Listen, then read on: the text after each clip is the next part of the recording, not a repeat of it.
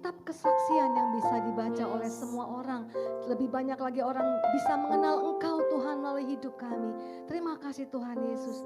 Sebab itu kami harap firman-Mu yang mengubahkan, menuntun dan membawa kami dalam pemulihan, kesembuhan dan kebangkitan dan kemenangan. Terima kasih Tuhan Yesus. Di dalam nama Tuhan Yesus Kristus, kita yang siap diberkati firman Tuhan, bersama-sama kita katakan amin. Amin. Haleluya. Haleluya. Silakan duduk Bapak Ibu Saudaraku, Shalom. Kalau boleh ditambahkan treble-nya dikit ke keyboardisnya Bapak Ade, tetap di situ ya. Dia namanya Ade tapi dipanggil Bapak gitu ya. Bapak Ade. Kenal udah lama ya. Jadi hari ini saya mau sharing firman Tuhan kepada Bapak Ibu Saudara semua. Karena kita ada dalam tahun kebangkitan, tahun kemenangan ya. Jadi hari ini judul firmannya adalah Win Your Race ya, Winning the Race of Life. Jadi kalau namanya mau bangkit, mau menang pasti harus ada pertandingannya. Ya enggak Bapak Ibu Saudara ya. Jadi seringkali kita pikir gini, bangkit, kita udah yel-yel, kita sudah declare, tapi seringkali kita kurang mengerti, kurang belajar. Jadi kalau namanya menang pertandingan, berarti harus belajar dari pertandingan. Ya enggak Bapak Ibu Saudara. Jadi Tuhan tuh sudah kasih banyak sekali ilustrasi di sekeliling kita untuk membuat kita mengerti ya, membuat kita tahu bagaimana caranya untuk menang. Dan kita lihat, oh masa sih saya kan bukan atlet ya. Kok saya harus belajar dari pertandingan? Nah kita lihat ayatnya ya, Ibrani pasal 12 dengan judul perikop, nasihat supaya bertekun dalam iman. Nanti beberapa ayat akan kita ambil dari Ibrani pasal 12 dan juga dari kitab Yeremia ya. Ibrani pasal 12 kita baca sama-sama 1, 2, 3 ayat 1. Karena kita mempunyai banyak saksi bagaikan awan yang mengelilingi kita, marilah kita menanggalkan semua beban dan dosa yang begitu merintangi kita dan berlomba dengan tekun dalam, nah ini katakan berkeras 1, 2, 3, perlombaan yang diwajibkan bagi kita. Kalau yang namanya diwajibkan kita bisa milih gak Bapak Ibu Saudara? Nggak bisa, wajib hukumnya gitu ya. Jadi artinya ada perlombaan yang harus kita alami dalam hidup ini. Tentunya bukan perlombaan secara fisik seperti atlet ya, tapi perlombaan, pertandingan apa? Pertandingan ya, yang ketika kita ada tantangan, bagaimana kita untuk bisa selesai dengan penuh kemenangan, bagaimana kita menjadi juara, bagaimana kita mengatasi segala sesuatu dan muncul bahkan lebih daripada pemenang. Nah, ternyata kita ada perlombaan yang diwajibkan. Nah kalau Bapak Ibu Saudara lihat ya, kalau kita tadi lihat ayat ini, orang yang bertanding itu ada prasyarat. Ya, disuruh tanggalkan beban dan dosa yang begitu merintangi. Jadi ada dua jenis yang bisa merintangi kita. Yang pertama itu dosa. Udah pasti kalau orang bermain-main dalam dosa gak akan mungkin menang dalam pertandingan hidup ini. Kita banyak pertandingan loh Bapak Ibu Saudara ya. Kalau yang masih kuliah mungkin sekolah ya kan. Ada banyak tantangan, mau tulis skripsi aja susah banget selesainya. Ada orang yang bersaksi kepada saya 15 kali ganti judul sampai sudah frustrasi, udah mau menyerah. Ya itu pertandingan bagi dia. Ya kan rasanya udah gak mungkin. Nah kalau kita punya anak ya mungkin ada hubungan yang rusak. Ada hubungan yang tidak harmonis di tengah-tengah keluarga.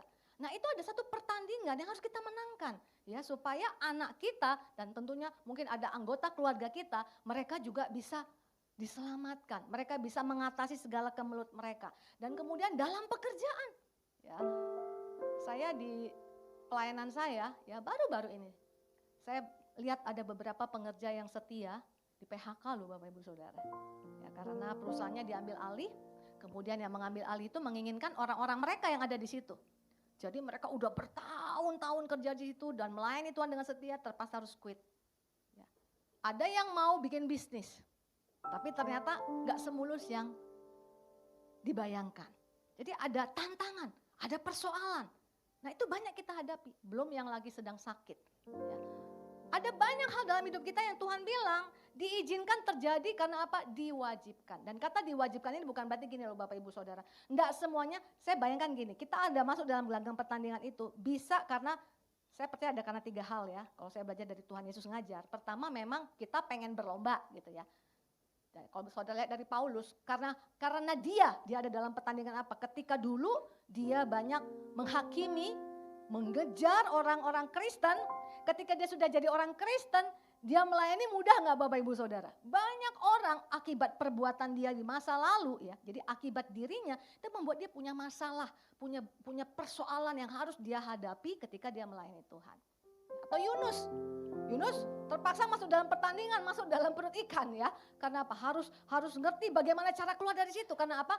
Akibat keputusannya untuk lari daripada Tuhan, itu karena diri dia. Tapi ada juga diakibatkan pihak lain. Akibat pihak lain misalnya seperti apa? Ya ketika iblis datang kepada Tuhan, Tuhan nggak mau kasih gelanggang itu sama Ayub. Tapi iblis bilang, kalau nggak diberkati nih, nggak akan ikut Tuhan. Kan gitu Bapak Ibu Saudara ya. Jadi Tuhan izinkan. Jadi ada kalanya seperti itu Bapak Ibu Saudara. Diizinkan karena orang lain. Kembali kepada Paulus. Paulus harusnya nggak perlu mengalami kapal karam kan. Kalau orang-orang di kapal itu dengar apa yang Paulus ngomong. Tapi oleh karena orang lain, Paulus harus ada dalam keadaan itu. Tapi Bapak Ibu Saudara lihat, mau Paulus ketika belum bertobat, akibat perbuatannya mungkin dia mengalami tantangan dalam pelayanan kemana-mana dia pelayanan, dia mungkin ditolak, dicurigai. Atau ketika dia sudah jadi anak Tuhan, dia dengar suara Tuhan, orang lain gak dengar, akibatnya dia masuk juga dalam gelanggang yang harus dihadapi. Di semua tempat itu Tuhan ada. Amin. Dan juga bisa juga karena memang Tuhan yang mau. Contohnya, dia mau pergi bukan ke daerah Filipi, Makedonia. Tapi roh Allah menyatakan diri. Wah ini udah rohani sekali nih saudara. Pertama roh Allah. Kedua roh Yesus juga mengkonfirmasi. Ketiga ada penglihatan orang Makedonia. Panggil-panggil. Jadi sebenarnya dia gak mau ke sana. Tiba-tiba dia pergi ke Filipi karena 3 penglihatan ini. Apa yang terjadi? Kelak dia akan masuk penjara di Filipi. Amin. Dia dimasukkan penjara, dia disiksa, dia dicambuki. Tapi di situ pun Tuhan ada. Amin. Jadi artinya apapun penyebabnya, saudara-saudaraku, percaya kalau Tuhan izinkan kita ada masuk di gelanggang itu, pasti karena Tuhan mau kita menang. Dan syaratnya gak boleh ada beban. Dosa sudah pasti, gak akan bisa menang.